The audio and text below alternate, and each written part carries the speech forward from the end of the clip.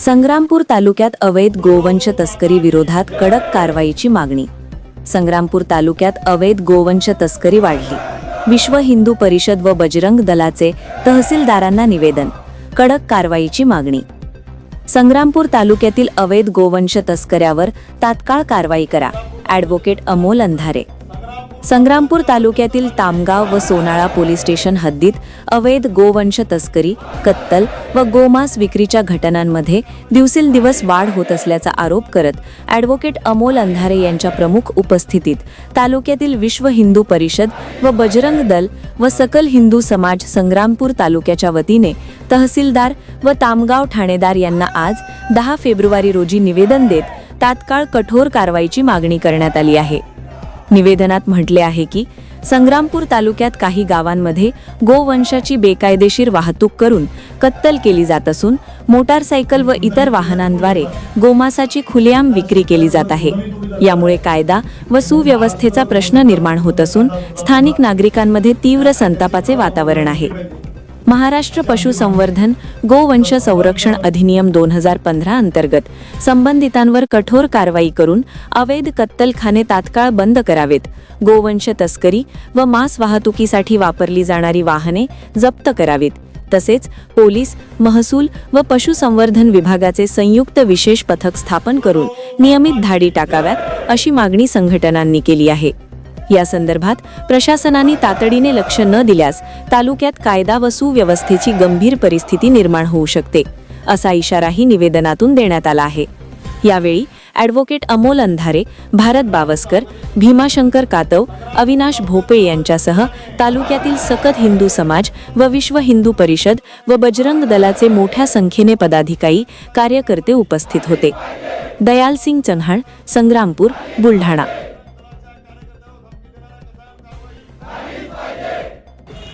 जय श्रीराम। आज संग्रामपूर तालुक्यातील सर्व सकल हिंदू समाज, विश्व हिंदू परिषद, बजरंग दल आणि सर्व विविध हिंदुत्ववादी क्षेत्रात काम करणाऱ्या सर्व हिंदू संघटना आज संग्रामपूरच्या माननीय तहसीलदार साहेब, ठाणेदार साहेबांना निवेदन देण्यात आलेलं आहे। मागच्या 1 महिन्यापासून संग्रामपूरमध्ये शेतकरी बांधवांचं गोधन हे शेतामधून चोरी झालेलं आहे। तसेच मोठ्या प्रमाणामध्ये गोवंशाची अवैध हत्या ही निर्दयतेपणे आणि खुलेआम सुरू आहे। आतापर्यंत बजरंग दलाने आणि सकल हिंदू समाजाने 4-5 वेळा निवेदन देऊन सुद्धा इथले ठाणेदार साहेब, तहसीलदार साहेब यांनी कोणतीच कारवाई अद्यापपर्यंत केलेली नाही। 25 तारखेला कोलदमध्ये आणि वडगाव वानमध्ये घटना घडली की त्या भागातील एक समाजकंटक, जिहादी मानसिकतेचा विकृत व्यक्ती हा त्या भागामधून गोवंशाचं मांस घेऊन जात असताना काही हिंदुत्ववादी कार्यकर्त्यांनी त्याला तिथं अडवल्यानंतर त्याचा व्हिडिओ सुद्धा व्हायरल झालेला आहे। आणि या व्हिडिओला काही न्यूज चॅनलनी सुद्धा मोठ्या प्रमाणामध्ये वाव दिलेला की बजरंग दलच्या कार्यकर्त्याला कशा प्रकारे धमकी दिली।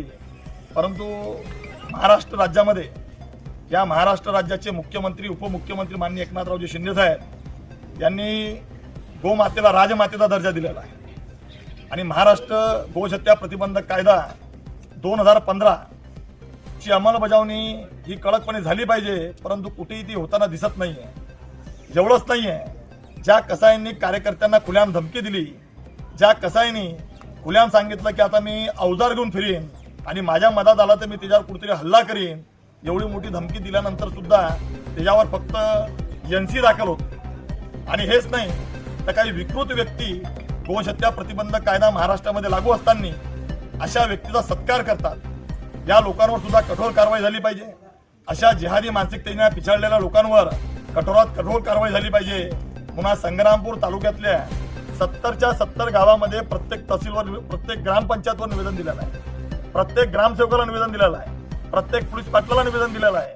आणि तेच आज आपण इथं ठाणेदार साहेब आणि आपले तहसीलदार साहेब यांना सुद्धा निवेदन दिलेलं आहे की आपण याच्यावर जर कठोर कारवाई नाही केली तर सकल हिंदू समाजाच्या वतीने येत्या 15 दिवसामध्ये संग्रामपूर तालुक्यावर फार मोठ्या प्रमाणामध्ये शेतकरी बांधव आणि सर्व हिंदू समाज याच्या वतीने मोठा भव्य मोर्चा काढण्यात येईल। या जिहादी मानसिकतेला जर वेळेवर ठेचलं नाही तर या गोवंशहत्याची खुलेआम कुठेतरी कत्तल करतील, अवैध कत्तलखाने सुरू करतील आणि कत्तलीच्या माध्यमातून काही लोकांना समोर करून आपसामध्ये कशा पद्धतीनं वैमनस्य निर्माण होईल असा सुद्धा मोठ्या प्रमाणात प्रयत्न या जिहादी मानसिकतेच्या कसायांकडून सुरू आहे.